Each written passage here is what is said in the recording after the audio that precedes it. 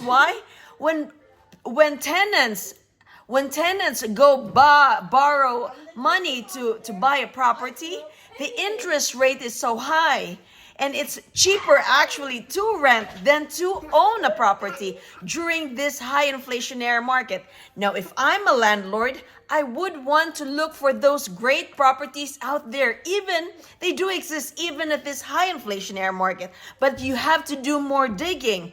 And because you found a great deal, the apartment math works, then you can rent this out. There's going to be more tenants looking for properties to rent now during this high inflationary market. And if you're a landlord, you would want to be that landlord to provide them the property for rent.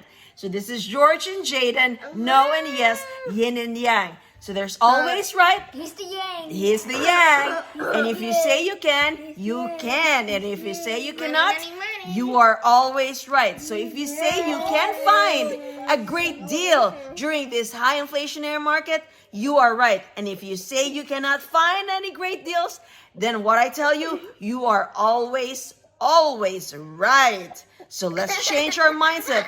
The properties, great deals do exist out there even in this high inflationary market.